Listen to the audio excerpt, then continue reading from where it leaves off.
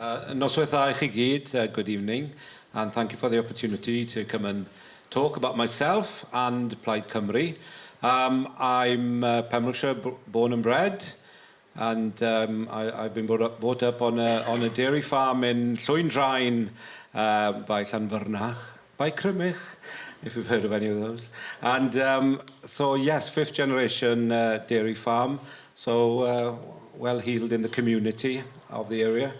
And then during growing up, being an opportunity to get involved with community activism, played my part in sort of trying to save local assets, local primary school. We decided we didn't want it closed, it was full, so we decided to take the local authority to the High Court in London, and we won. So that was quite an experience, but then a full judicial review later we lost. But we had a good experience of winning, ultimately losing, but then bought the asset through a share offer. Local people in the local community around Hermon put in £200 each, and we bought the community school, and it's now a vibrant eco hall with lots of people locally getting involved, some that I see in the audience. And we did a timber frame air source heat system from 9 kilowatt solar to drive the underfloor heating. So a really good example of a local initiative. And from there then I got involved with a bit of local politics, put my name forward for the Community Council. I'm the chair of Crymych Community Council this year. And then in 2017, got elected as the county councillor for Crymych and Eglwyswrw. So I sit on Pembrokeshire County Council as the Environment and Welsh Language Cabinet member. So I've seen a few initiatives coming through for carbon reduction. I was involved with a team of people, the working group, in getting making the declaration through for Pembrokeshire this year. And then also working on hydrogen initiatives, been following what Transition Bourgoin does. So that's locally. Then nationally, obviously Plaid Cymru wants to see a greener economy. We're keen on the green revolution, green jobs, and assisting communities to actually have their own energy. And a group of us in Hermon recently, last month, put up a 900 kilowatt wind turbine, which can generate energy for 500 homes. But we, the local people, own that energy, and we can do good things by keeping it local in the local economy. A circular economy with our own energy is what we need in Pembrokeshire. What we need in Wales is to control our own destiny, control our own energy, and ensure then that we use it for social and for charitable and goods for everyone. Oh, great, we've got 10-second countdown. That's very good. I'm very impressed with that. So 5, 4, 3, 2, 1. Thank you very much. I'll take any questions in a moment.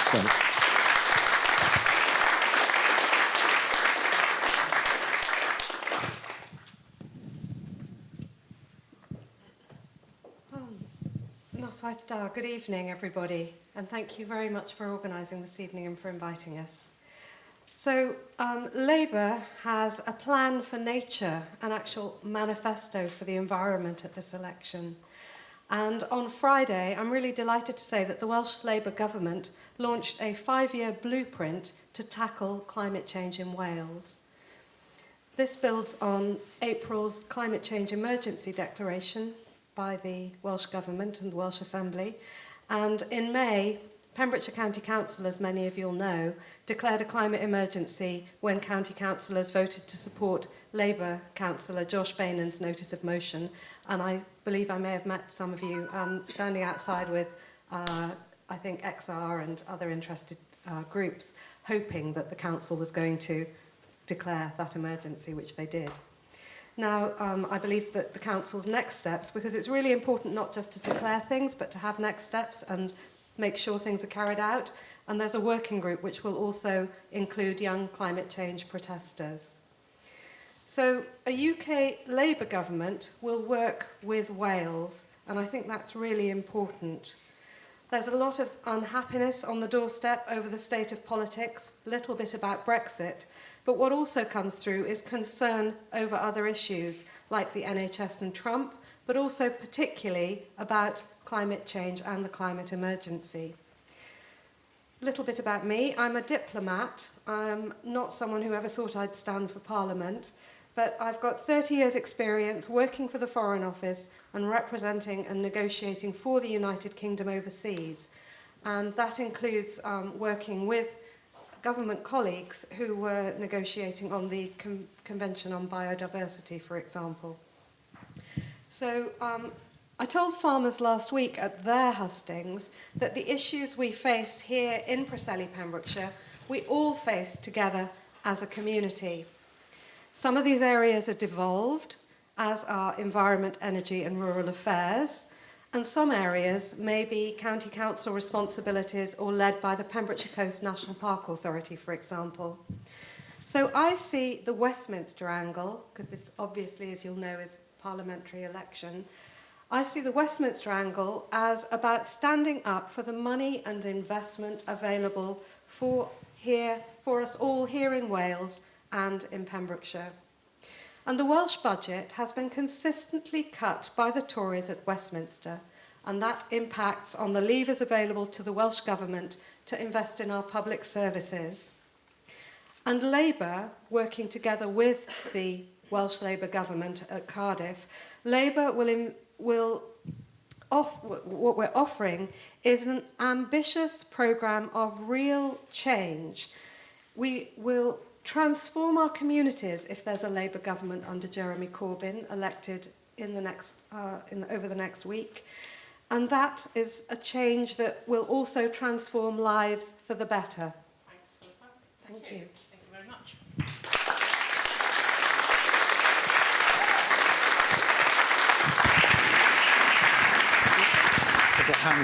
Give it a go. Oh, okay, cheers. Thank you very much. First of all, can I just say it is phenomenal to see so many people here. I think, and back me up here, is this the busiest hustings we've been to so far? Fourth one in, and you can see how important this issue is to so many people.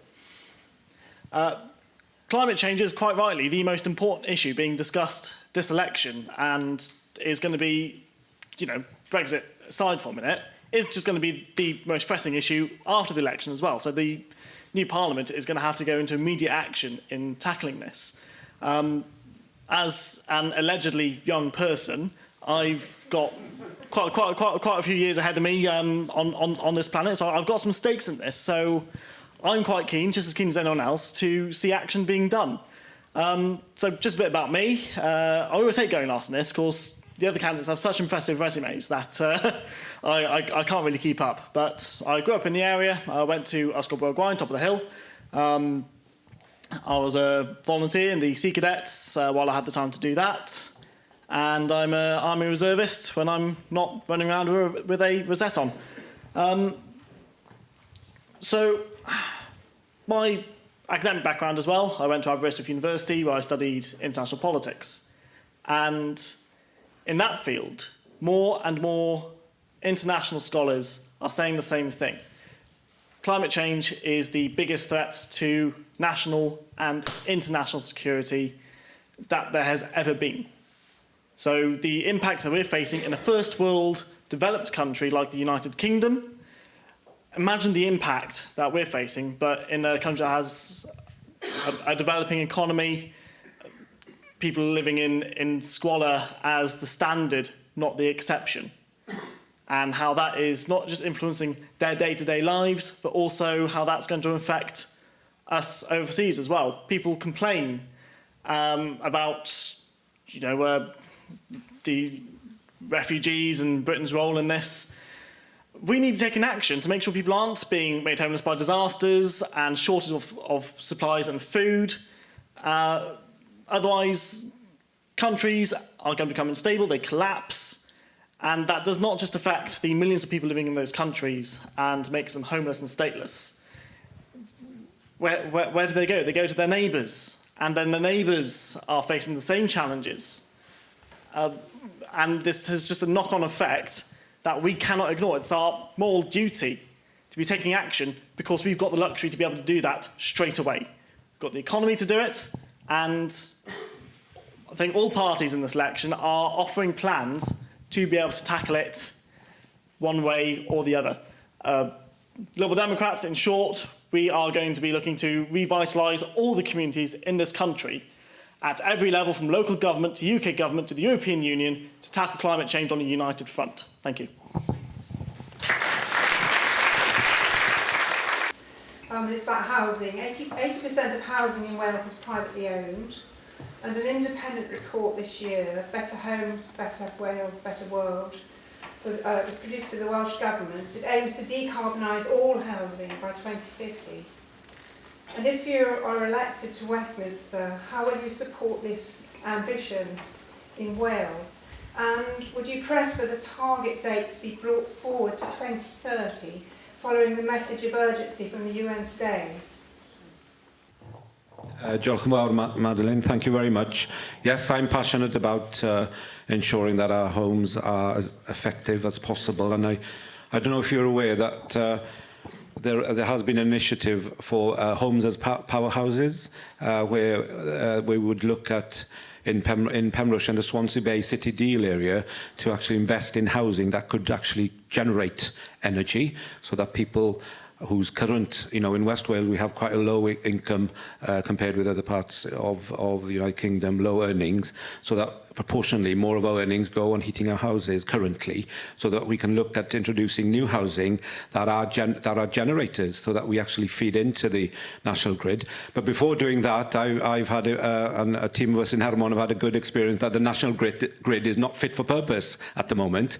It can't handle more and more sort of energy that we produce to put into the grid. So there has to be an overhaul of the national grid. And what Plaid Cymru are proposing in our manifesto is a £20 billion investment in infrastructure to ensure that any energy that we do produce actually reaches our immediate communities, but also wider communities, possibly looking at local grids, so that when you do create energy local through a tidal system, wind or solar, that can be fed into local housing and giving cheaper electricity to local people who live near them.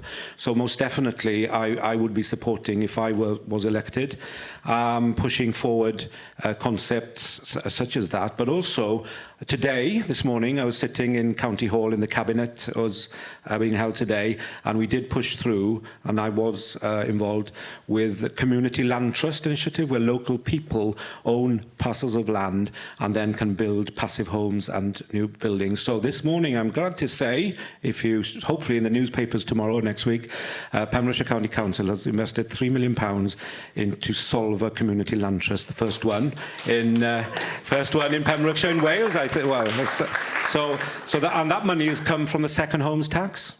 So people who've moved in and bought up houses are paying more council tax, the second home tax. That's now been diverted to creating 20 new homes in Solva, and we're looking now at the next phase. So my mantra is that we need to, any decent society has to provide homes and jobs for young people and not so young people. So it's a crucial element that we in Plaid Cymru will invest in, and ensuring that local communities can build their own home, look at solutions to community land trust, co-housing initiatives. So that is something that I am passionate, and if I was there in London, I would be making sure I would be making a lot of noise about those initiatives. Thank you.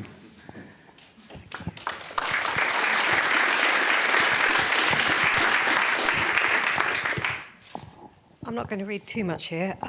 This is our manifesto. It's time for real change. And I think it's really important just to start off by saying that Labour's new Green New Deal aims to achieve the substantial majority of our emissions reductions by 2030. And I think that would apply to your question about housing as well.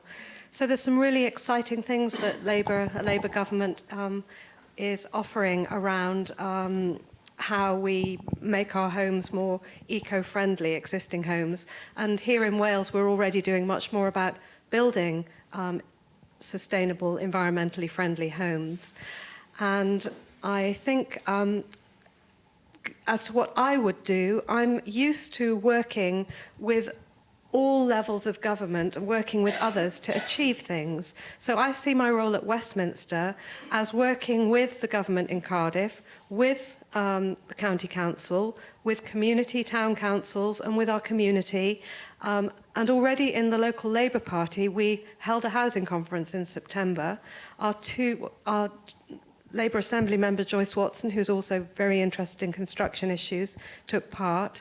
So we also are we're already working through the way the Labour Party operates, which has a lot of democratic discussions and motions to conference. So this is very much an issue that we're already involved in, and I would be using those party structures to take things forward, as well as standing up and speaking out at Westminster. Clearly that depends on which party is in power at which level of government, but I think it's important to work together, and a good example of that is the current cabinet at Pembrokeshire County Council, where Chris works alongside Lib Dem, Labour and independent members to achieve things, including on housing. There's an independent member for housing in the cabinet, as you may know, at the moment. So I think that there are some really great examples to work on.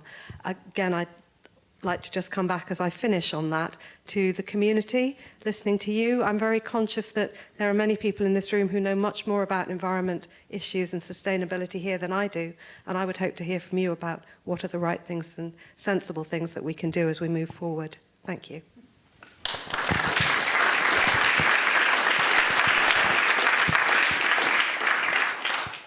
Thank you.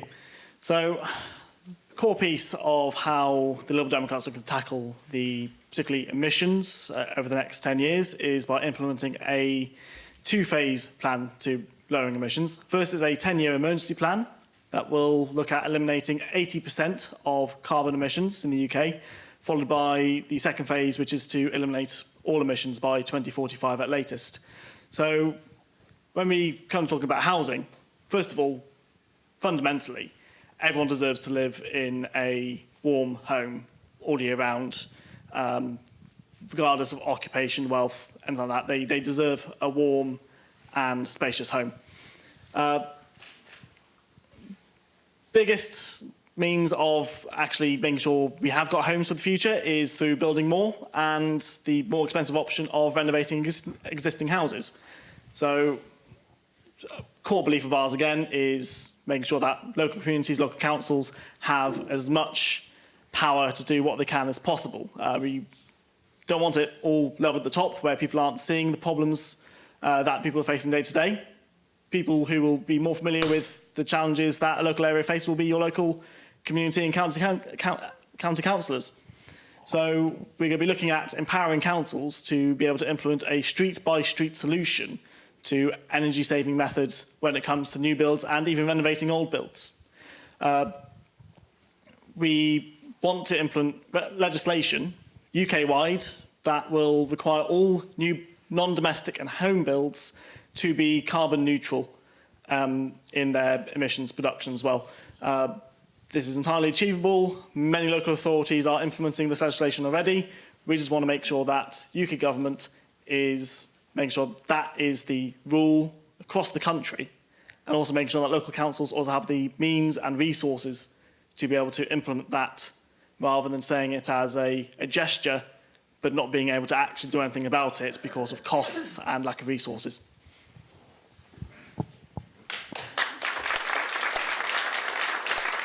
So the question is, what can be learned from the approaches and efforts made by other countries to tackle climate and environmental issues? Diolch yn fawr iawn, Pam. Thank you. Yes, I think it's vitally important that we learn from good experiences in other countries and also learn from bad experiences so that we avoid the pitfalls. But in terms of Scandinavia and Nordic countries, you know, they have invested heavily in ensuring their communities have a grid that is linked with energy. So I know of several, 6-7 years ago, I think we were shipping our waste from Pembroke Dock to Sweden, and it was going into a district heat system. So they were taking our waste, the black bags then, before the grey, and they were actually using them as fuel for the district heat system. But they invested in that district heat system 20 years ago. And what we failed to see in the various governments of all colours in the UK over the last 20, 30 years is a distinct lack of vision and investment in green technology. And I think it's now coming to hit us in that we have not got the infrastructures to allow us to share that energy locally, and that if we had a district heat system, we could purchase energy much cheaper and heat our homes in an effective district method rather than a singular. So I think we have lost out over the last 10, 20 years. And also what I've seen in my involvement with energy, and I'm talking from a Welsh point of view, that we have seen differing governments in the UK change their mind on supporting or not supporting green energy. We saw the feed-in tariff coming in, but even before that, I was involved with a great team of local activists in clinching low community carbon funds in the late noughties, in 2009, 2010, and we were prepared to really invest in some green infrastructure. And of course, then the Tory Lib Dem government came into London and they scrapped the whole thing within 6 months. So, there's a lack of continuation, of joined-up thinking, and whoever is running our country on the 13th of December, I think they need to ensure that we as activists and we as individuals make sure the message gets home that they've got to work in a coherent and plan for the next generation. Our politics in this country is too much short-termism. Just look for your 5 years, keep people happy, to revote, get us in. I think the whole concept's got to be turned on its head. And Plaid Cymru wish to see a more modernised system of possibly having citizens' assemblies where we have people who are passionate about topics such as this, form part of 500,000 a number in a citizen assembly, receive quite detailed expert advice before making decisions. So then let the people decide. So is that for me? That's my warning. Okay. Okay. Sorry. So yes, lots of learning, not just outside, but learning from within as well. Diolch yn fawr.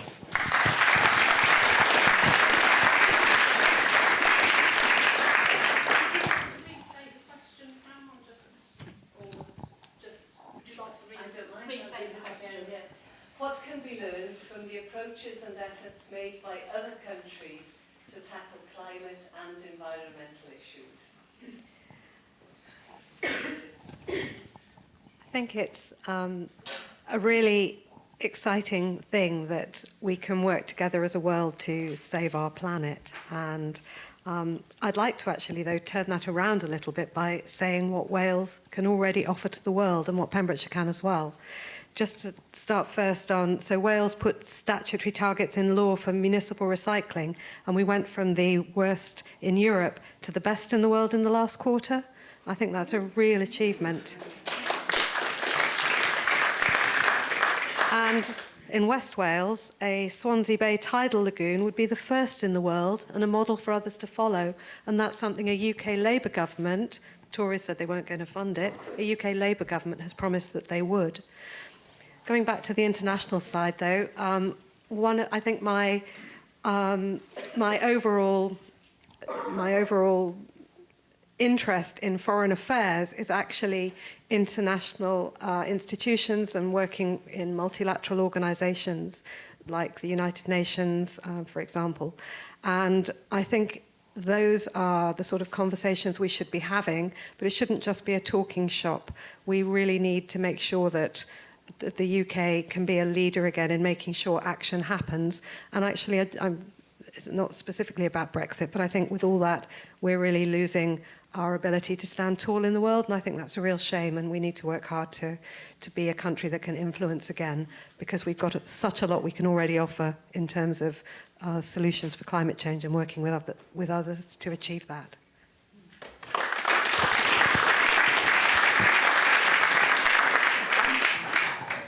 Super. Yeah, on a similar theme, actually, and probably the most frustrating thing at the moment is that the United Kingdom was considered a leader, if not the leading country, when it came to tackling climate change and promoting green policies, not just in Europe, but across the world. And that's gone downhill in recent years, particularly since 2015. I'll make no apologies for what my colleagues did in government, but they stood hard and firm when it came to standing for the environment. And you see the difference that happened after we left government in 2015. It's been atrocious. The privatisation of the Green Investment Bank, the shutdown of cabinet-level responsibility for climate change. It's gone completely downhill, and now we're absolving ourselves of working internationally through organisations like the European Union. We are facing a brain drain at the moment of some of the greatest minds in science because we are cutting ourselves off from international cooperation through the EU and hostility to other countries that make us unattractive to work with. We've got so much to offer when it comes to working to find long-term solutions for combating climate change and protecting the environment for the future. But we've isolated ourselves so much that it's an uphill climb to be able to sit at that table and work with other countries where we can complement each other. In terms of government and sort of changing administrations and the knock-on effects when it comes to come in, come out, changing policies all the time, no consistency that other countries aren't facing because they're more stable. And this would be a point about electoral reform more than anything else. But we want to take environmental protection out of political hands, put it into an independent Office of Environmental Protection, free of government influence, and has the teeth to be able to reinforce looking after the future of the country, looking after environmental pledges, which government might have to establish in the first place, but it'll be down to independent bodies to make sure they're upheld. We cannot afford to let the standards slip through confusion or negligence. We've got to be putting in that buffer and distancing manifesto commitments and the rest of the political football game from looking after the future. Of course, it's just not acceptable at this point.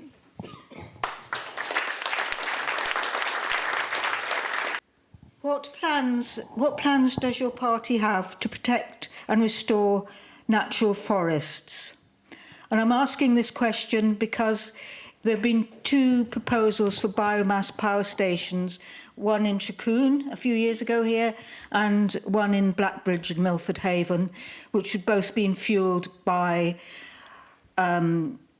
wood pellets coming from forests such as in the southern states and in Eastern Europe because they are subsidised by the EU at the moment, the wood pellets.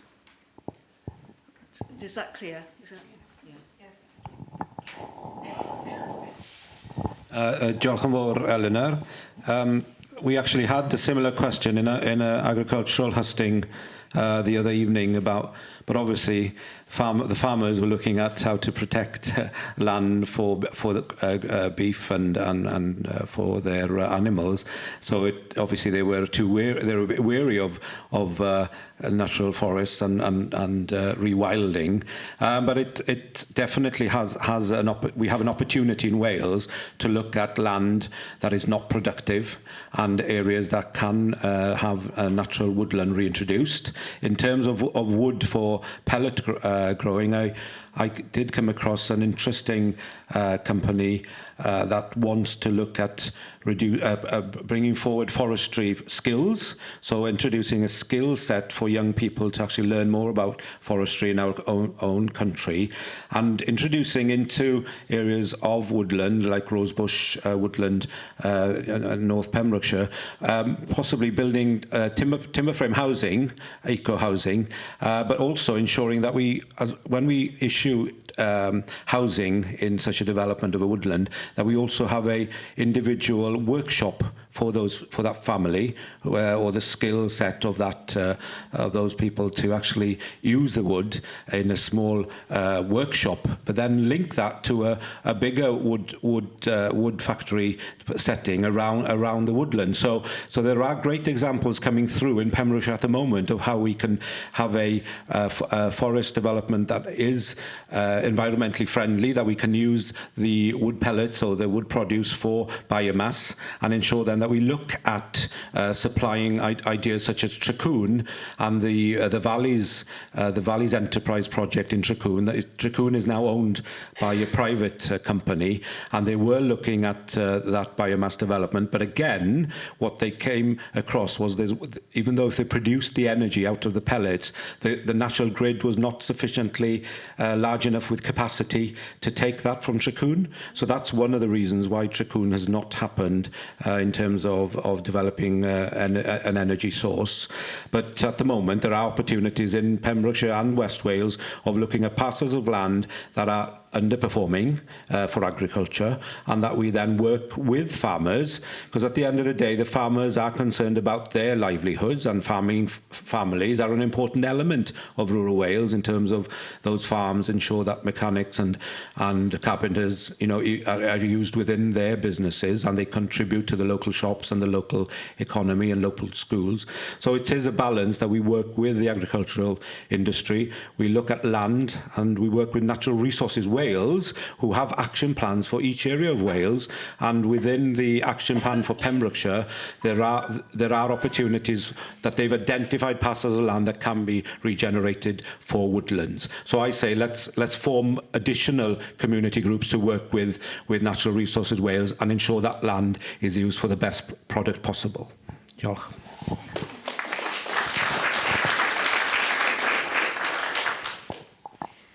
If I've understood correctly, I think part of your question is about whether it's wise to actually burn the wood. And I've thought recently, because I'm, I guess, my age, about if we get rid of single-use plastic like straws and we're going back to paper, and we're getting rid of plastic bags and going to paper bags, that's great. But I'm actually thinking, didn't we get away from paper because we were worried about losing trees some time ago? So clearly we haven't found a sustainable solution necessarily on that, but I think it's something we have to bear in mind. And so we bear in mind perhaps the type of trees that we'll be planting, and you may know that Labour is planning to plant several million, I think a few billion trees, which is really ambitious. And it's building national forests, and I guess, working with the national forest that there already is. And in Wales, Wales will be a key part of this as well. So I think it's really important that we're planting the right sort of trees. One example would be that we'll be losing a lot of ash because of ash dieback. So it's really important that the National Forest includes our indigenous broadleaved woodland as well. But I think we need to look at the right type of trees, woodland that can be used for construction if we're using wood more in eco-friendly homes. And as well, if we are going to have lots more paper products, what sort of tree it's best to plant so that it can be quick growing once it's been cut down and used in the paper industry, for example. So those are just a few thoughts. And I hope that goes some way to answering your question. Thank you.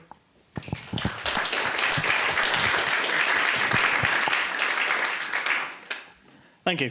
So, again, I think all parties have made some sort of pledge in terms of redeveloping forest land by planting X number of million trees. I think the figure the Liberal Democrats gave was 60 million trees in 5 years. I might be wrong on the time frame on that one. But, yeah, first key point is making sure we've got that carbon capture ability and make sure we are protecting green spaces in the UK. One thing we're looking at doing is introducing a new Nature Act, which will set legally binding near-term and long-term goals for landowners, be that council or private, and that will look at maintaining biodiversity in existing woodblocks and promoting regrowth as well. Facts I actually picked up when I was flicking through the manifesto was that 94% of unique wildlife within the United Kingdom actually exists in British overseas territories. And that is why we're also going to be looking at introducing a British Overseas Ecosystem Fund, which is going to be doing a similar goal on overseas territories and sovereign bases to protect ecosystems and redevelop biodiversity there. Lastly, last point I'm making that's specific to this is that we are going to be looking as well at redistributing funding to support and supply public goods producers who are making sensible and efficient use of their land in terms of regrowth and again promoting bio and ecodiversity on their land and making sure it's properly managed. Thank you. How well do you think the Wellbeing of Future Generations Act is working, and should it be extended to the rest of the UK? I'm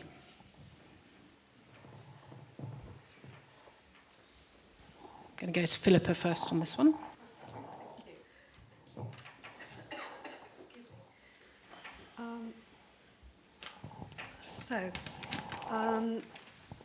Yes, I'm thinking that might be in our manifesto, but I hope it is, because I think it's a really important example, again, that the Welsh Labour government led the way by creating our own Environment Wales Act 2016, and that builds on the Wellbeing of Future Generations Act. So there's a really specific example there of how the Wellbeing of Future Generations Act will benefit the environment. There's so much with a new act that comes into being, people understanding about it, people using it. And I've heard in local school where I was a governor, there was sort of talk about how the act will help us all as we move forward in so many areas of our lives. So I think it's a really good example of where Wales is leading the way, and a UK Labour government will be building on that so that the whole of our country considers the future generations and not just us here now. Thank you.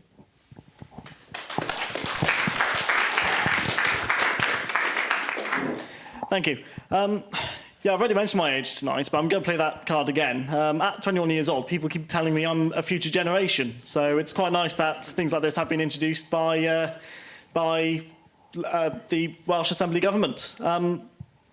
I won't pretend to fully know the ins and outs of the Act, so probably a bit shorter on this than the other two candidates. But what I'll say is that it is crucial to make sure that we are holding government accountable and developers accountable, private or state, when it comes to ensuring that there is a clear pathway to a cleaner, greener future, one where well-being isn't at threat through filthy air, and how easy it is for those standards to slip and start causing harm to people.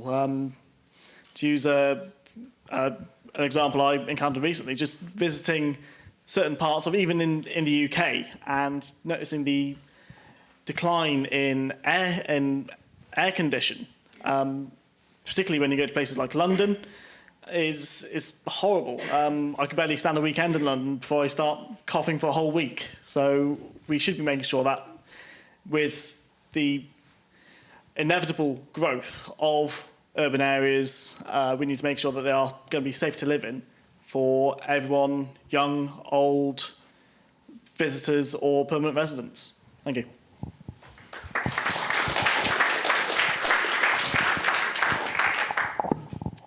Diolch yn fawr iawn. Yes, I think the Act is groundbreaking. It's the first of its kind in the world, from what I understand. Wales are leading the way, and it was a collaborative approach. Plaid Cymru played their part with Labour in introducing this pioneering Act for Wales, and Sophie Howe, the Commissioner at the time, and still is, went round Wales, and we had an opportunity of sitting in groups. I went to the Carmarthen sort of development plan opportunity, so we could all feed in, our views, and it was a great way of getting local people involved in shaping that act. So I'm really proud of Wales for actually leading the way, and it should definitely be rolled out across the UK and beyond. And people have been coming from across the world to see how Wales has been doing it. And in the local authority and in all public sector bodies, they're supposed to observe the 5 ways of working through the act. In that you have always got to, whatever you're planning, you've got to consider future generation and how any new development within the local authority should have consideration of future generations. So if you are an anorak and want to look through all our minutes in County Hall, each decision has financial implications for the council, but also each decision of the local authority and any public body has to take into consideration the Future Generation Act. So it is there. What I haven't seen is actually teeth to actually see the act in action, although personally I'm pretty sure that when we in our home village wanted to put up our wind turbine, we tried twice, I think, and were refused. And then in 2016, the Future Generations Act came in. We cited that in the application for planning a turbine, and it did actually have an effect in planning that we then got the planning application approved. A bit too late for feed-in tariffs, but anyway, we got the approval. So I'd say anybody putting in an application for community development, please cite the Act, because it will ensure that your application for any renewables or any initiative to do with environment will then get a fair hearing because of this Act being put through. And quite recently, I was able to help independently the Trecadugan Community Farm Initiative down in Solva, and they were coming across barriers of not being taken seriously and allowed to have the asset, which was a community farm, being sold by the council, being sold to that community group, Trecadugan Cooperative. They introduced the Future Generations Act into their argument, and I don't know if it's public knowledge yet, but they have had the farm. So, hurrah! So it works. So put it in every document and in every application. Don't tell them I said that, though. This week, the UN Secretary-General Antonio Guterres has said that right now it's really critical that governments have the political will to take the drastic action that is necessary. There is still time. Can you convince me that you and your party will have that strong political will to really make things happen?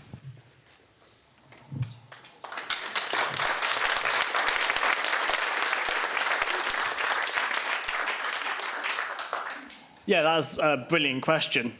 In short, I've already mentioned tonight about taking environmental protection away from politicians, putting it into the hands of independent commissioners, and what we need to do is make sure we're giving them the teeth to be able to put down sanctions and penalties for people who are breaking the trust of future generations. We've got to properly invest in departments like environment and agriculture. One of our policies is to introduce a Department of Climate Change with a counterpart in the Treasury Office, which is going to be a cabinet-level chief secretary, to make sure that environmental concerns are at the heart of every decision the government makes. We need to hold government to account, whether you're in government or not, and that's going to be done through not just putting your own party into office-holding positions, but by calling on scientists and experts to back you up, even if they're making it difficult for your government of the day. That's important. We need to be taking tough decisions, and even if it's not politically attractive, when it comes to preserving the future, we've all got stakes in that, and we can't afford to let that slip. Thank you.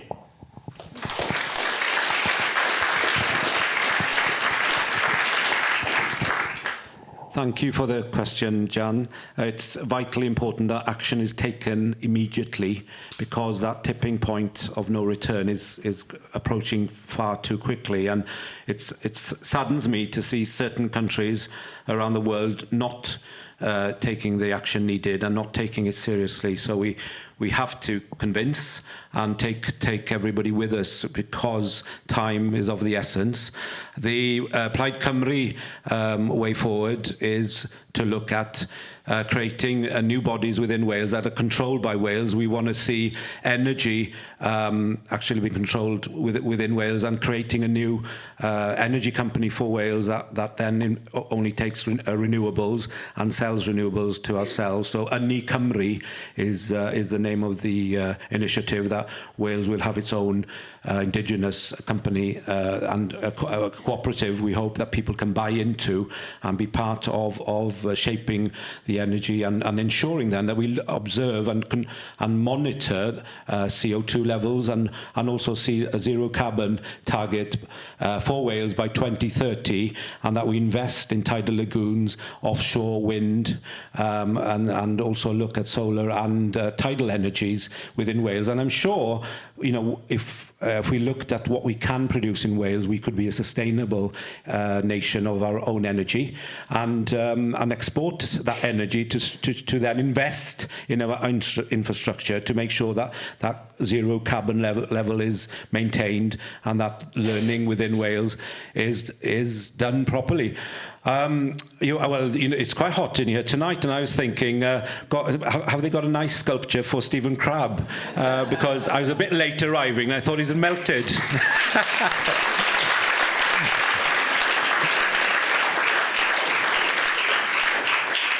But I think, you know, that certain governments across the world need to take a stark look at themselves, and if they, you know, places like the United States of America, you know, seem to be going backwards, and I hope that people of that country realise soon that they need to take action and ensure that they don't invest in coal at the moment, which they are, but invest in new technologies. And I'm glad to say again, through the portfolio and as a Plaid Cymru member in the cabinet, that we are now looking at investing £4 million over the next 3 years at looking at hydrogen opportunities for the Haven, Milford Haven. You know, we have the refinery, which is fossil fuel. How can we get that refinery over the next 20 years to be a non-fossil fuel, and look at hydrogen production, use the LNG pipework that spreads from Pembrokeshire across the nation, and instead of fossil fuel and gas going through that pipeline, let's make sure that it's hydrogen and a non-fossil fuel, so that we are Wales, and Pembrokeshire in particular, become the leading light of hydrogen energy and non-carbon energy for the future.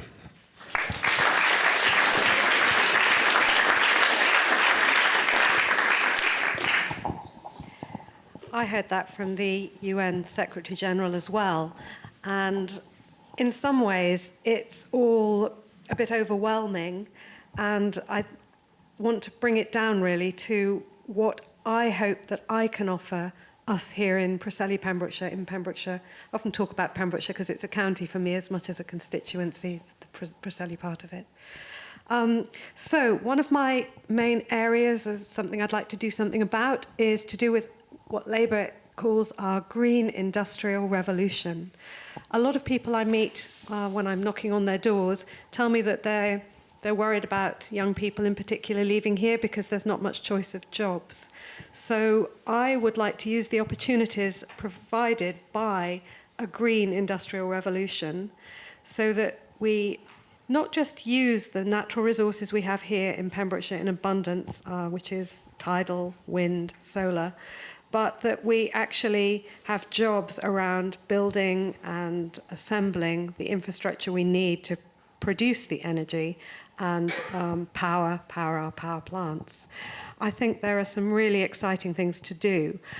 And it, again, seemed quite daunting because it's all very well promising something, but how do you deliver it? So if I'm fortunate enough to be elected, I will then put a small group together working with local people to come up with some quick win ideas, really, of things we can do now. And there'll be much more to do with my Labour colleagues. Rebecca Long-Bailey, for example, has already got some fantastic ideas about what we can do as a country, as has our Welsh Labour government in Cardiff.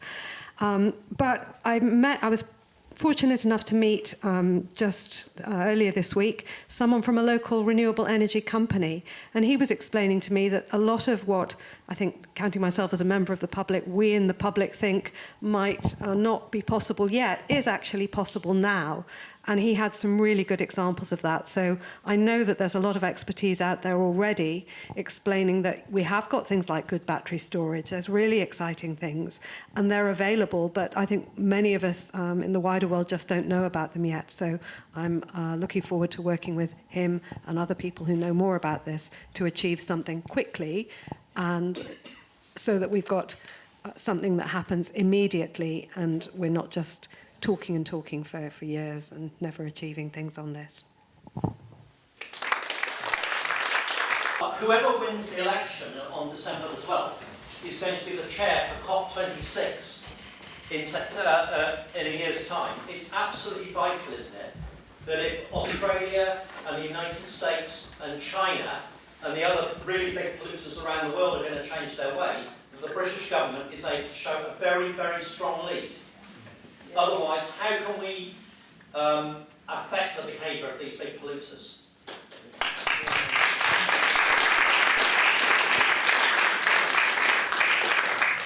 Would you like a response to that, Mike? If they want to. Yeah, you're absolutely correct. When it comes to dealing with the international sphere, how are we, as a country, going to be holding other countries to account? The UN can only be so effective. As great an organisation as it is, it has its limits. It lacks the teeth. I mean, this may seem extreme, but just to put into a scenario, as a country, we intervene in places where despots and dictators are killing people, committing acts of genocide. It gets to a point where negligence on the environment is killing people, not just in that country, but in this country as well, and every other country on the planet. Are we going to hold them, potentially, to the same standards we are holding regimes like Kosovo in the past, or North Korea? Should we be laying down the hard sanctions and taking tough, hard-line solutions? I think we should. We should be having no solution off the table when it comes to tackling countries that are destroying this planet and putting people's lives at danger. It is paramount to genocide.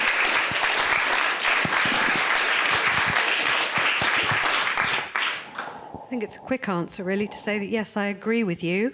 And that's why we, in my view, would need a Labour government, and certainly not a Conservative government. And I would point out that in many ways, this is possibly, I'm sorry to say, a two-horse race here in Preseli, Pembrokeshire. I came within 314 votes of beating Stephen Crabb, the Tory candidate, 2 years ago. So, and I'm really grateful, by the way, to the Green Party locally, who were good enough to not stand a candidate because they thought that that would give a better chance of someone beating the Conservatives and changing this seat.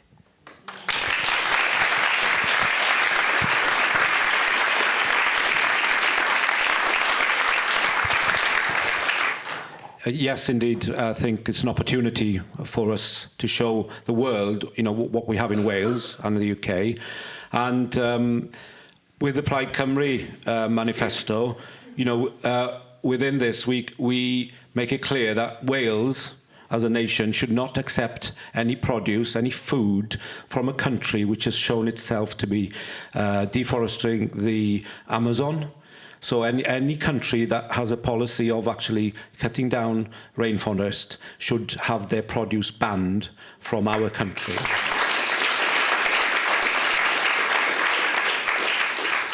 And I would hope then there would be an international pact to that effect, and that countries would come together to ensure that those rogue countries do suffer those tariffs and are not encouraged.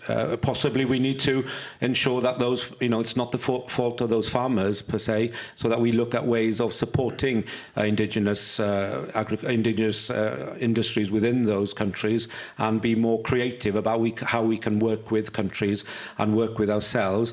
I hear what Philippa is saying about a two-horse race. There might be a donkey in the race as well, but I don't know. but to be fair, Philippa, but to be fair, we did want to collaborate with Labour in Pembrokeshire by asking if Labour would step down in Ceredigion, and then we would not stand in Pembrokeshire. But well, unfortunately, well, maybe you weren't aware of that, but that was we were trying to discuss that. So unfortunately, that didn't happen there. But if you do get in, I hope you can influence that we work together as a nation of all colours to make sure it's a collaborative nation in Wales, and we look at influencing UK policy from a Welsh perspective. So that's what I would like to work through. If I had the power to do so, I would work collaboratively with everyone to make sure we have a better world in the future. Climate is so important, wouldn't it be better to make sure that that empty seat remains empty and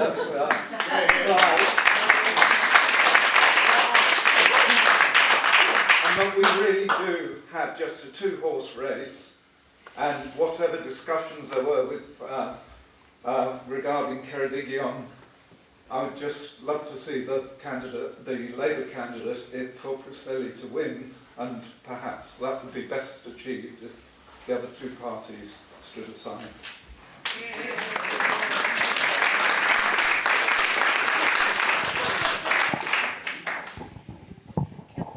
It's a really difficult thing, but I would say all four of us are actually on the ballot now, so that that's not possible at this stage. And it's a really difficult thing because I have Labour friends who stand in seats that they in their case, they know they're not likely to win, so that Labour voters have the possibility of choosing to vote for their party.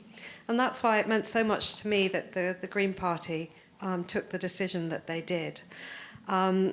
So I'd leave it really. I really appreciated what Chris had to say, and I mean, I've known Tom now for a while as well, because I think we do need to work together more, and I hope if I'm lucky enough to be elected that that's certainly what I would wish to continue to do.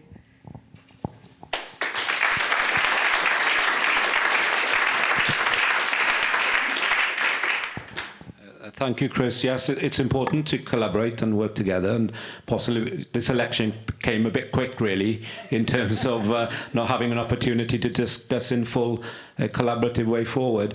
And obviously, Philippa came so close last time, and it's a shame that you didn't pip the person at the time. But also, I feel that if we in Plaid Cymru, we have values, and at the same time, we have to fly the flag of our values. By standing for what we believe in. And, across the UK, one of the most progressive areas of the United Kingdom is Scotland. And, those individuals in Scotland stood for what they believed in. And obviously Labour isn't at all as active as it was in Scotland. So in Wales, we hope that, we can emulate that. So that's why Plaid Cymru is always putting a candidate forward, because we want to feel that we can hopefully have an independent country that can set our own goals and work with the Future Generation Act that we've developed in Wales, that Wales can actually cut off the shackles of Westminster and run our own affairs as a community of communities within Wales. So I think the closer a community is to its government, the more it can influence policy and influence development. So I would hope that in Wales we can have more powers going forward. In Scotland, they can set their own VAT levels as Scottish government. They can set their inheritance taxes. So I think that having more powers in Wales will allow Wales to do more innovative and more forward-thinking action.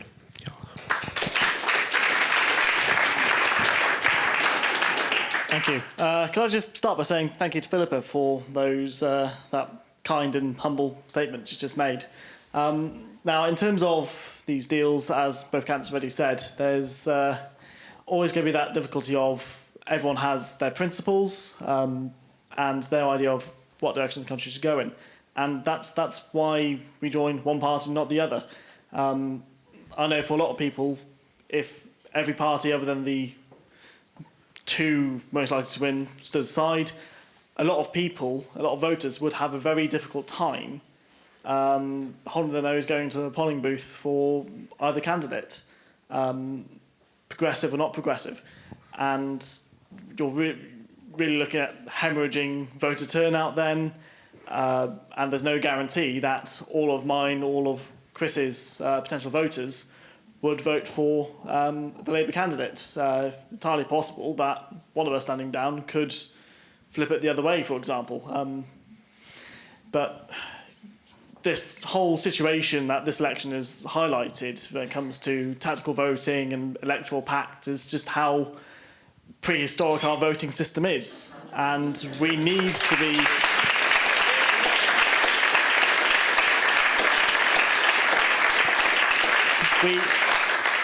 We need to be looking at a solution urgently for a proportional voting system where every vote counts, where people aren't having to compromise and vote for their second favourite candidate. They shouldn't have to be doing that.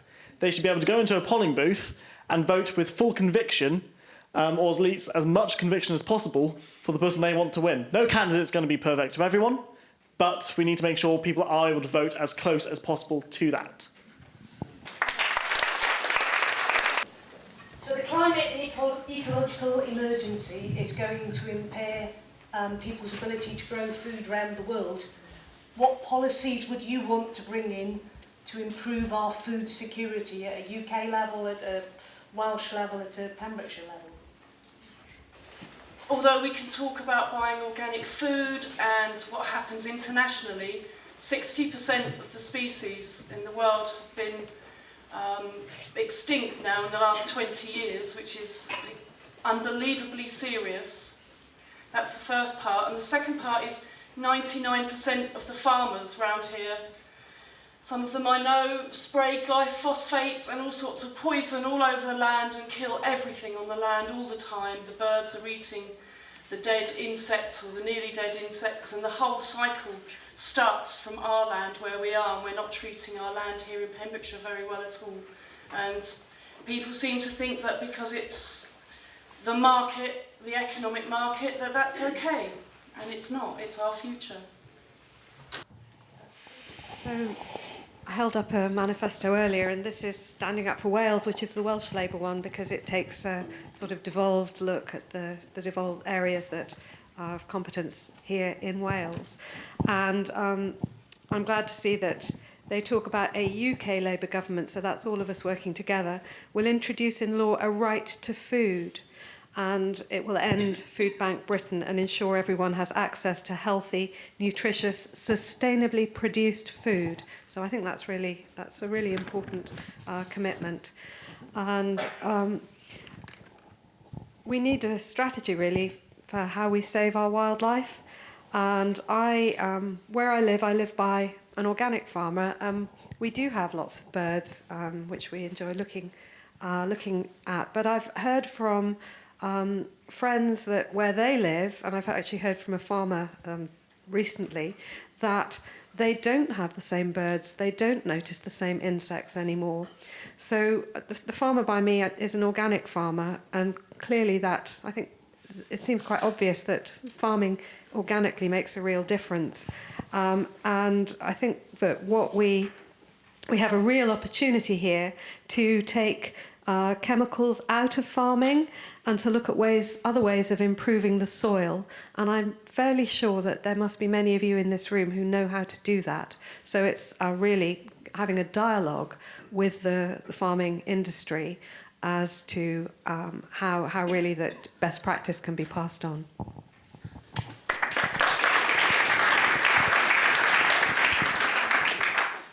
Yes, I agree. The food production, unfortunately, over the last 20, 30 years has been driven into intensive farming.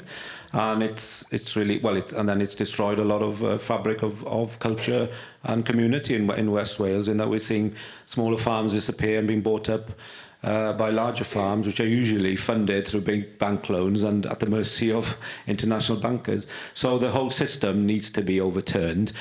Soil is an issue, and within NRW, they are looking at, there could be a catastrophic breakdown of soil quality, which could then impact on food production. So it is an immense issue that we have to look at permaculture and how we then make soil sustainable to hold that. But I live, as I said, in Hermonic, in Crymych, in the parish. So we're fortunate. It's Glandour is part of the neighbourhood, and then we have the Lamas experiment, which I think is still within its relative infancy. But in that farm in Glandour had a family, 2 kids, husband and wife, farming 300 sheep.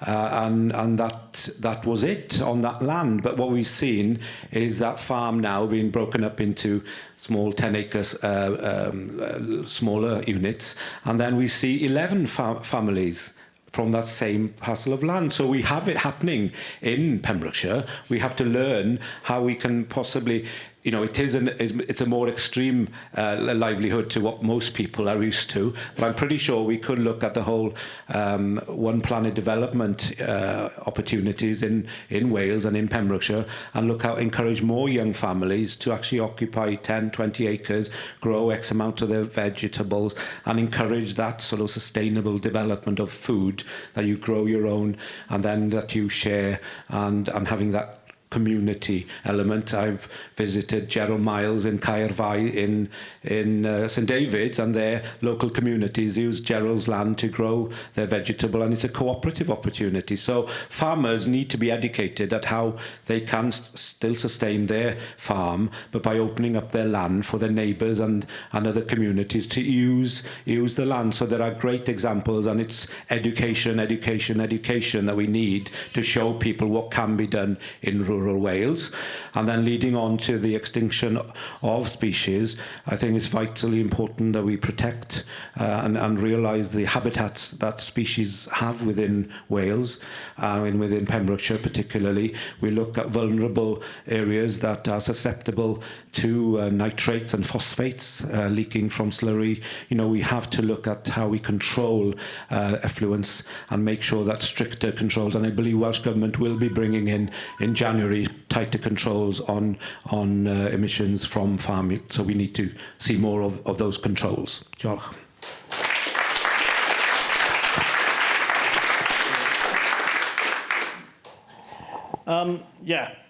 The idea of the Nature Act I mentioned earlier on is again promoting that sustainability and maintenance of biodiversity and ecodiversity, particularly rewarding, and not just rewarding but also enforcing responsible use of land, whether that's for agricultural use or not. And that's going to play a big part in maintaining current food supplies without letting the standards slip any further. And of course, that's not even to mention the impact of the wider causes of climate change. So there needs to be that priority of tackling increasing emissions and making sure those are reduced and having carbon neutrality going forwards. On the issue of species diversity, I believe I already mentioned the British Overseas Ecosystem Fund and how we're going to be implementing that in British Overseas Territories, sovereign bases, protecting that massive, diverse ecosystem that we are supposed to be guarding, and implementing similar policies in Great Britain and Northern Ireland itself as well.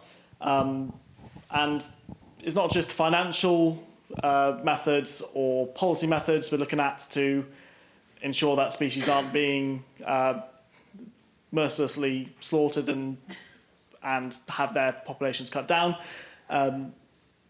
This doesn't just affect farming, this is wildlife as well. Think African continent, hunting, poaching, what we in the in the United Kingdom could be doing to tackle that. Myself personally, I've already mentioned I'm a reservist, so in the situation if I'm not elected, whatever the chance of that might be, I'm looking at going to join my brigade in counter-poaching next year and join troops out there in protecting wildlife from hunters. So we need to be using our manpower resources as well to help protect overseas too, help other countries, but we need to make sure we are doing our part here first. We need to be setting an example in biodiversity and protecting the wildlife.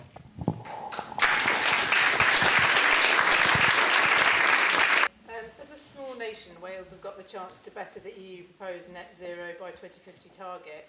In line with climate scientists' recommendations and also accounting for the fact that we may have already reached tipping points and feedback mechanisms may already be in effect, what practical implementable solutions can we in Pembrokeshire come up with to reach net zero emissions by 2030? I find a lack of perception of realities in political declarations in regard to energy issues. More than half our housing stock dates pre-1965, when very little consideration was given to thermal efficiency, and many of these have a limit to retrofitting for far short of zero carbon. Nearly 90% date pre-2000, when significant attention was beginning to be applied to this in construction. There are already declared horizons for electric-only vehicles, and yet the infrastructure for charging these is little in evidence. Many people live in accommodation without off-road vehicle access, and so would be dependent upon external connections for charging. How that might be achieved is an almost unanswerable question. These are issues likely to impact most strongly in the least prosperous sector of population, who are of course least able to respond independently to these challenges. Thank you very much to Anne, Chris and Hugh. So yes, what can we do to actually accelerate meeting that net zero from 2050? And as I said in the Plaid Cymru manifesto, the target we wish to set is 2030. So a target is a target, isn't it? But how do you get there? So from Pembrokeshire's point of view, which I've had an opportunity to play a part in with a working group in Pembrokeshire, so we're looking at breaking down the areas of where we can target, where we can channel our influence. So transport, housing, and within the offices and the building, public sector buildings. So in Pembrokeshire, we do have a public service board, PSB, made up of the health, the county council, the national parks, the police, the fire brigade. So the public service board encourages input from the general public. So I would say with Friends of the Earth and other environmental bodies in Pembrokeshire, you should play a part in actually influencing the public service board, because it's, you know, looking at possibly up to 13,000 employees between the hospitals and the police and local authority have 6,000 employees. So we know by having those individuals and those organisations influenced on reducing carbon is quite a big deal, because then we can look at how public buildings have mechanisms of reducing emissions using green energy. So I would say let's hit those big wins and make sure we can reduce the carbon emissions or carbon use of fuel within those authorities, and make sure that they are the leading lights. Then you have the third sector, so that's the public sector. You have the third sector, social enterprises, community halls. We can work together to network effective procurement, make sure we buy in green energy to those sector, and then you have the private sector, which are households. So I think there's an opportunity of communities working together as individuals, as community groups, and as the public sector to really make a quick influence on how we do that.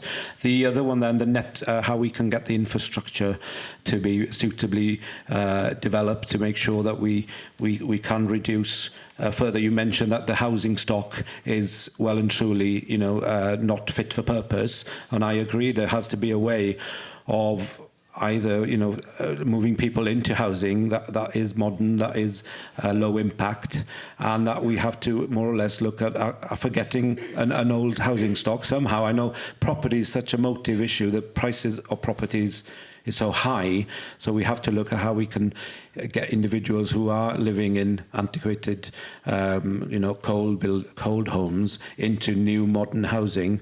And as I mentioned earlier, if we can look at using systems such as the T-Solar with Glen Peters up in Rhosygilwen, where we use modular homes to a triple glazed, looking at how people can then surrender their old, damp, cold homes and take on a modern equivalent without losing out on the mortgage or the value of their home. So because we've seen values increase so much over the last 15 to 20 years, we have to look at innovative solutions of moving people into houses which are fit for the 21st and 22nd century. And with applied manifesto, we are looking at building 20,000 new homes. So it's just how we can move those homes, people from the old stock into the new stock, will be the challenge. Diolch.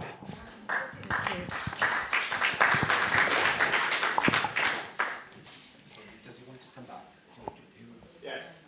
What happens if those old homes are listed buildings?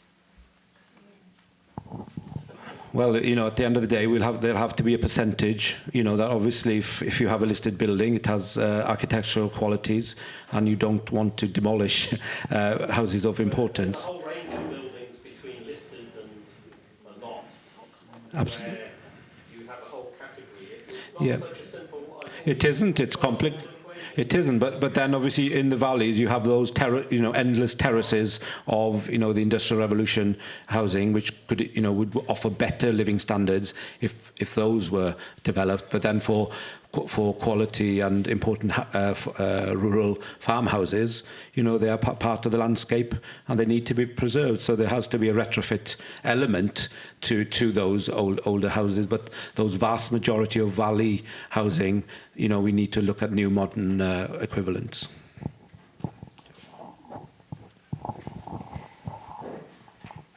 I'm just going to speak generally, really, in answer to this, about the rate of progress. And I was sitting here trying to think, 2030 is obviously 10 years away, and I was trying to think of something as an example which had taken 10 years and had been a complete change.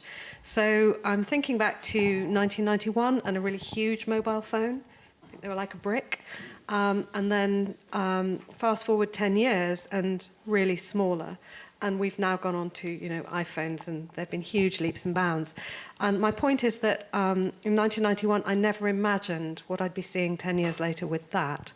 And so I think that with working together, for example, with the Centre for Alternative Technology up in Machynlleth, some really exciting, innovative ideas there. And I see the role of government as joining up. So our universities down the coast from there, Aberystwyth, down here to Pembrokeshire College, over to Carmarthen, working together and joining up, which I think government can do and government can invest in, and we can actually see progress happening more quickly than perhaps we realise now.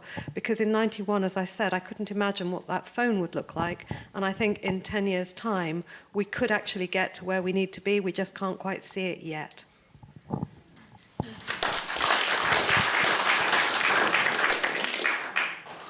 Yeah, I think debating and discussing environmental policies and particularly ways to combat climate change, I don't know if the other candidates have experienced this at their party conferences, but people go on the stage making radical ideas of, cutting down on private transport, all sorts of wonderful radical solutions that aren't always practical in a rural area like Pembrokeshire. And it's quite frustrating thinking, well, okay, it's all well and fine if you want to completely reduce car usage, increase dependency on public transport. I don't have a car. I'm completely dependent on public transport, and it is an absolute nightmare getting anywhere if it's not along that main road between Aberystwyth and Haverfordwest. So we've got to be looking at how far do we compromise in rural areas when it comes to being able to live and have a livelihood and have a job and future-proofing for decades to come. It might be a case where we lag behind the urban areas as new technology comes in, because these are challenges that are going to be very dependent on future technology coming in, technology that might not necessarily exist today. Philip was referring to the evolution of the mobile phone. So we've got to be putting our trust into the scientific community and investing in their projects to make sure that we can look forward to a future where these accessibility issues are answered. On the issue of housing, it's a difficult one. We need housing, and we can't go on an ideological crusade of tearing down inefficient housing while there is a housing deficit in this country. But we can legislate to make sure that we are future-proofing from now. Lots of local authorities are already putting very strict requirements on new builds, making sure they're carbon neutral, making sure that they have energy charging points. Colleagues of mine on Aberystwyth Town Council already have that in their planning permission requirements. They must have availability for electric car charging points. So we need to make sure that's statutory law across the UK. As well as other innovations such as every new house having solar panels on the roof, and that means to a degree of self-sustainability.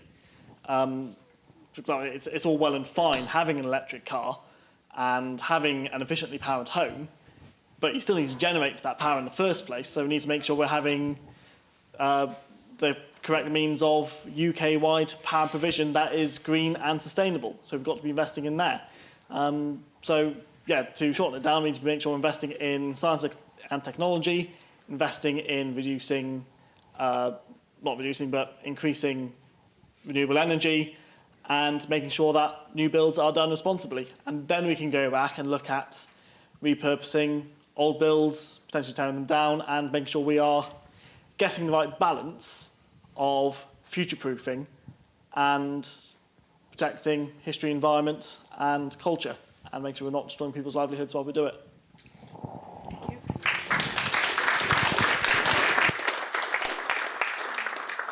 But one of the things we have in abundance, as well as our fantastic national park, is some really incredible doorstep natural opportunities for people, both for health, well-being, personal development opportunities, education.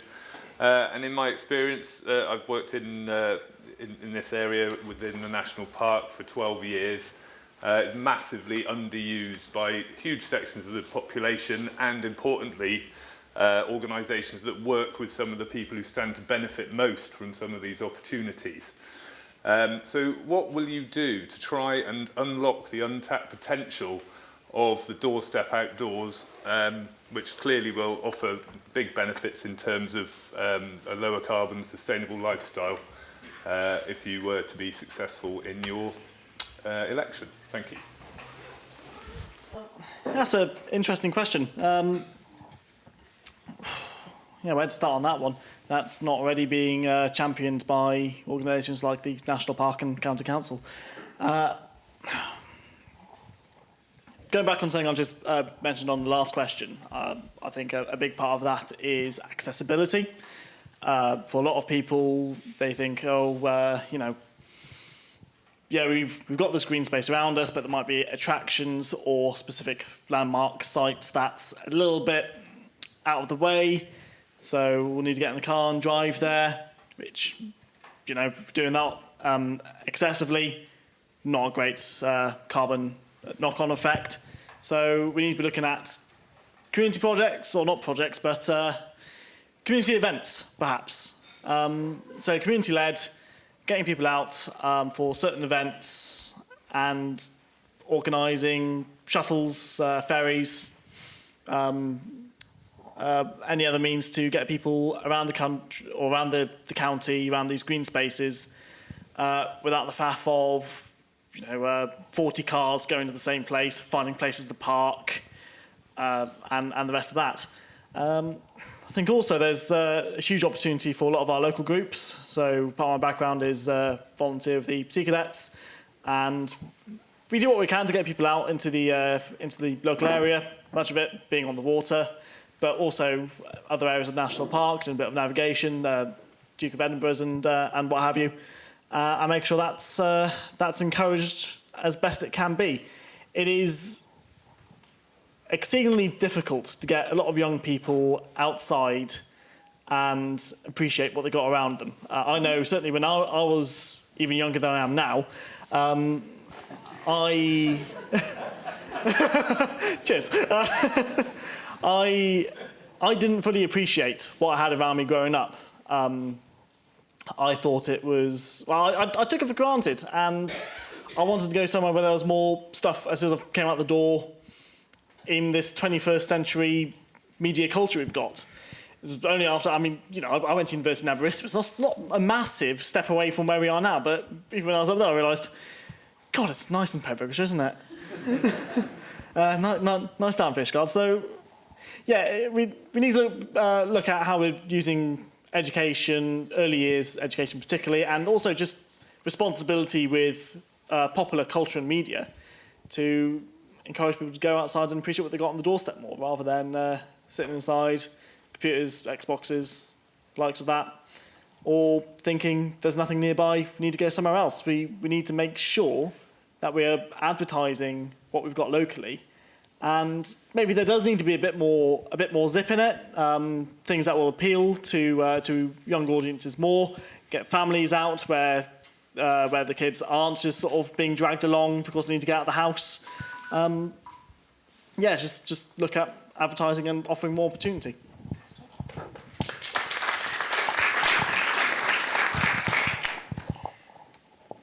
I've jotted down a couple of things here, so just sort of a memory jogger. The first one is a lack of funding. So when my boys first started at Roach Community Primary School, that's just about 10 years ago now, there'd be trips, and there don't seem to be trips anymore. And I think that's to do with the lack of funding, which has come from Westminster, lack of money from Westminster to Cardiff, and therefore the knock-on effect on Pembrokeshire County Council and on our education budget. And in other areas as well. So what a Labour government would do is to put over £3 billion more back onto the Welsh budget. So that could then well help with trickling down to education and community projects and all sorts of things. We've had things like outdoor classrooms as well, I seem to remember, and some of you may know about the changes to our health services, in particular Withybush Hospital, for example, which people aren't particularly happy about.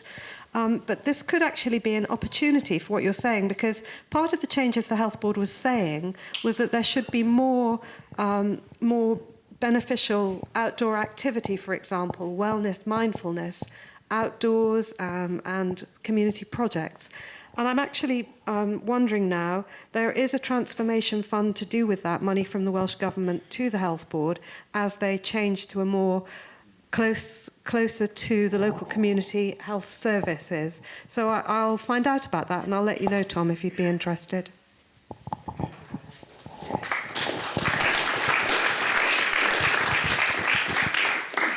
Thank you, Tom, for the question, and I'm glad to say, Philippa, we're on the same wavelength, which is good. For preventative health, we're spending so much money on pharmaceutical multinational companies, where I think if we diverted those funds for a green prescription, so that health GPs could, instead of people taking tablets and sitting at home and getting even depressor, that you actually get a prescription that your doctor writes out and gives to a community group and has a value with it, 30, 40, 50 pounds. And for each person that comes from a doctor's surgery, that prescription allows a community green group to actually do some positive work and keep that momentum in the community. So I think we've really got to overhaul, the whole thought process in the Health Authority as well. That transitional fund was £100 million, and I know that Hywel Dda's had £12 million. So we need to work with that transformation fund to make sure that we do point it towards green prescriptions, as I said. So I would definitely push on that. I was also writing down, education is important, and you touched on that as well, Philip. I was talking to a retired teacher, Kasmal Alin, a head teacher there, and when things, he would decide that, okay, we've done enough mathematics or English today, we're going now to walk up the Preselles for an hour. And it was spontaneous, and head teachers had that power, and we need to go back to a curriculum that allows teachers, especially in our rural areas, to take the decision, right, tomorrow we don't have to pay for a bus, we don't have to do anything, we've got so much on our doorstep, let's work with a greening group and make sure that our children learn the value of environment from primary school upwards, and take those children out to the countryside, is what I say. My question is that currently the protected sites in this country, especially areas of conservation, all the Natura 2000 sites, are protected under European law. If, as seems likely we may come out of the EU, will your party ensure that there is no rollback on the protection that they're offered, and the precautionary principle under which they're managed will remain in place?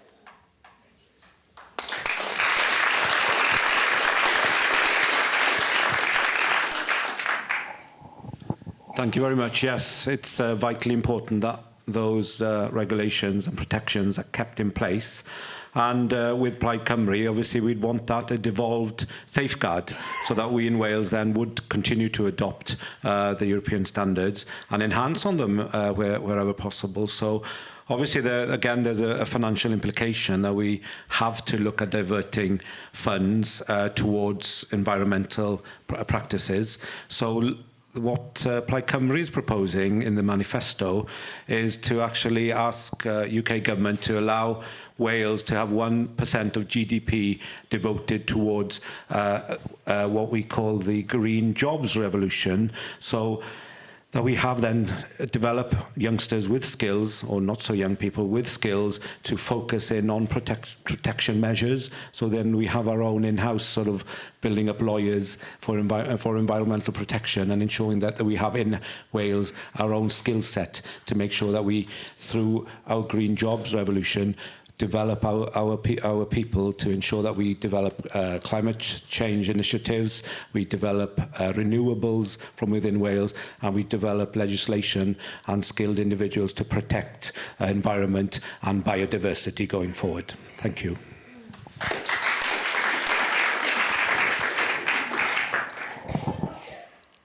Well, as part of what Labour is offering on Brexit, it's to do with negotiating a better deal which protects workers' rights, environmental rights and consumer rights, and putting those back within 6 months with the option to remain for a final say from the people. So I can't imagine that on the environmental rights side, I can't imagine that we wouldn't want to take protected sites back into our own law. However, the Tories have been making a power grab of taking laws back from Wales to Westminster. They've already started doing this with, I think it was the Wales Act, a recent act. They've already using, I think it's called Henry VIII powers, trying to stop things being in Wales, staying in Wales. So Labour is very clear that anything that comes back from Europe to the UK, which is devolved, will come back to us here in Wales and to the other nations as well.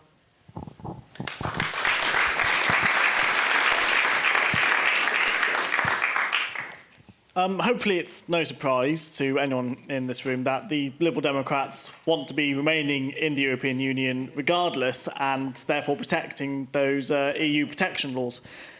But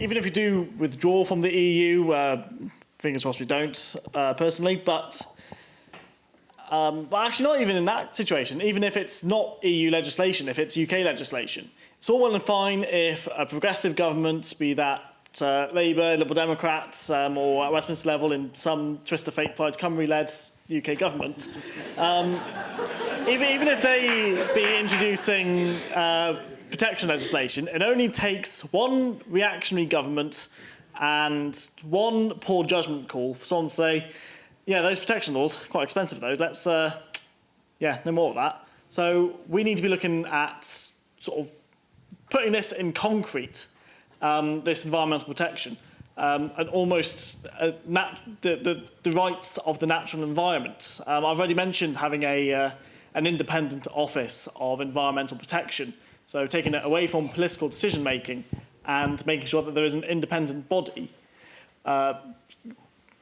enforcing these protection guidelines, well, not even guidelines, these protection red lines, and promoting and enforcing responsible care of the environment.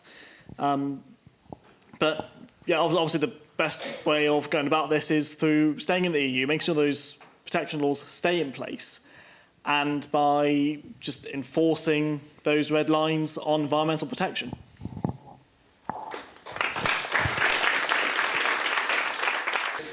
Since the declaration of the various climate emergencies, what actions has each member of the panel subsequently taken to mitigate their own carbon footprint?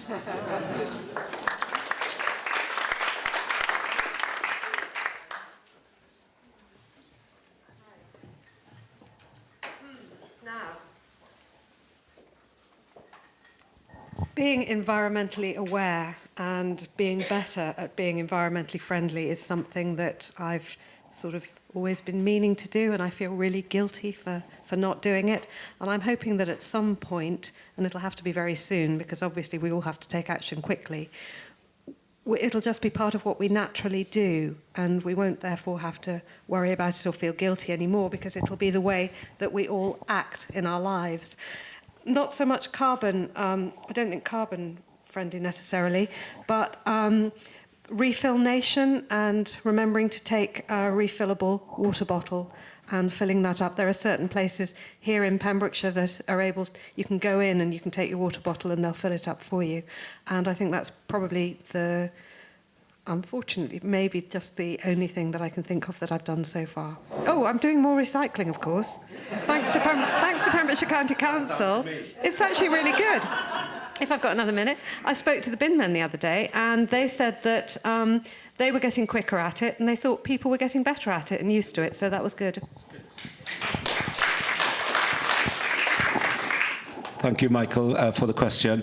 So yes, at some point, I thought I would mention that under my cabinet portfolio for the environment, that's where the latest changes in recyclings come. And some people were wary, but as you, Philippa, we've seen that first week was a bit chaotic, the new vans and the new routes. But I'm glad to say 35 new people have been employed under the scheme, so it's job creation. But also what we've seen 2 years ago, Pembrokeshire's recycling level, we've heard about Welsh Government setting targets, and if we don't hit the target, we get penalised about £140,000 a year. But anyway, in Pembrokeshire, it was 57% 2 years ago, and I was told last week that with the introduction of the new recycling system in this first 4 weeks, we've already hit 70%. So it means we're now one of the top recycling counties in Wales. So thank you everybody who's now used the red bags and the blue bags and everything. So that's, I was heavily involved with that rollout, but it was a team effort with Josh from the Labour Party and Bob with Liberal. So everybody was involved in that in Pembrokeshire County Council, and it should reap benefits. Personally then, I did submit a bid to the European Leader Fund for the Eco Champion project. So I submitted the bid about 2 years ago, and the concept is that in Pembrokeshire we have 77 community and town councils, and what my aim is that within the councillors and the community councils, they should identify at least 3 or 4 people who are eco-champions, and there's plenty of them in this room. But if we can get 77 community and town council areas to find 3 or 4 people, we're suddenly looking at an army of eco-warriors in Pembrokeshire. So we train everybody up, and we then have maybe every 6 months a conference. So I was fortunate to be able to put that bid in, and it's now emerging that we will have a set of eco-champions running forward. And I've also been tree planting lately. Okay.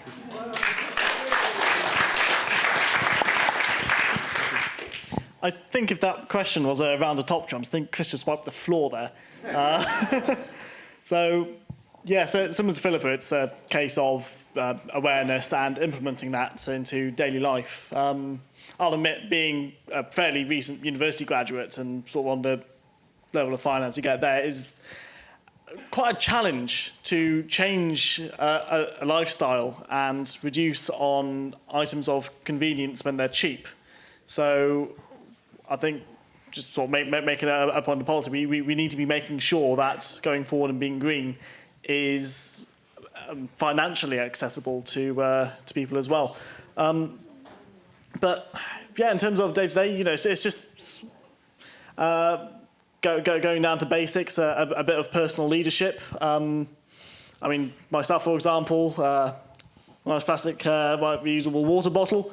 So the first hustings we went to, we were sort of caught out when they had at least 2 plastic one-use water bottles on the table, and someone actually came up to me and criticised us for having those there, which wasn't our fault, but we did go ahead and use them, so I suppose that was a little bit cheeky. Yeah, more use of public transport, although in my case that's been more of a necessity than a choice because I have a car. And I suppose not really helping myself by having just done my test the other day, so sort of probably going the opposite direction on that one. But no, it's personal leadership and sort of set an example yourself, and similar to that point of eco-champions, which is a very cool concept, to be honest. Just personal leadership and be the change you want to see in your community, and hopefully have that influence on your friends and neighbours.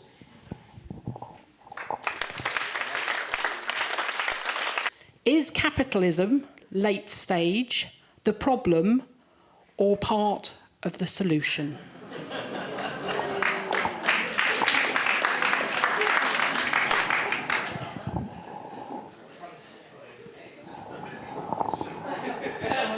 Is capital the problem? Is capitalism, late stage capitalism, the problem or part of the solution? Yes, capitalism. I think over the last 200 years, economy has been driven by possibly greed to some degree in terms of generating money and wealth being channeled in certain directions and not being shared. I'm glad to say we've seen social change and social governments address the issue of wealth. But capitalism is driven by growth, and we live in a finite world. So we have to look at different.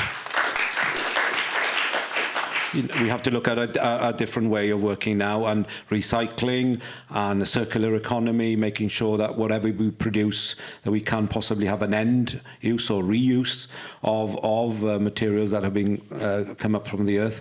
So I think capitalism is coming to an end, and we have to look at more social solutions of cooperatives, of more ownership of individuals owning part of industries, and having an influence in how industry goes forward by us being involved.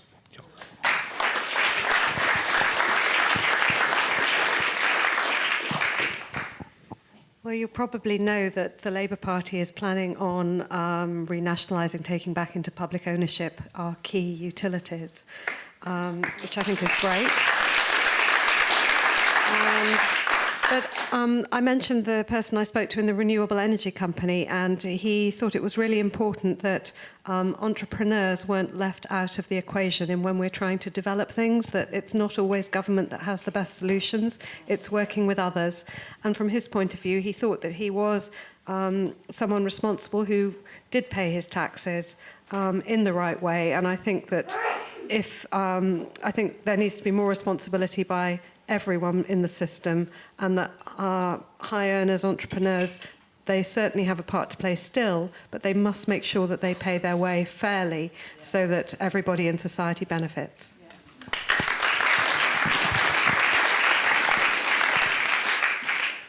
First of all, I've not got time to talk about this in detail, but there was a historian and a scholar called Francis Fukuyama who said in the start of the millennium that the state of capitalism had reached the end of history, which is something worth looking into on this subject if you've got the time. I don't think capitalism offers solutions. I don't think socialism offers solutions either. It's the people who work and actually deliver what's being asked of these economic systems that are delivering or failing to deliver.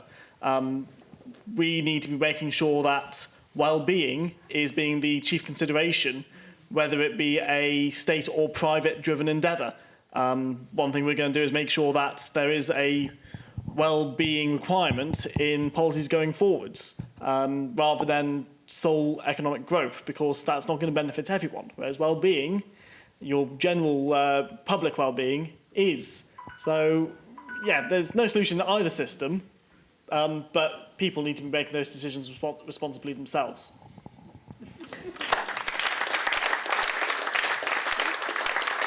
As you probably know, Pembrokeshire Friends of the Earth is part of a UK network, in fact an international network, and so we're getting candidates from all over the UK, if they wish, to make a pledge on make climate crisis a deal breaker in how I vote in Parliament. Sounds a bit strange, but that's, yeah. So would people be willing? So we also got it in. I've also got it in Welsh, and I'll just have to trust it's saying the same thing. It's a bit more... It's saying 2 pounds of tomatoes.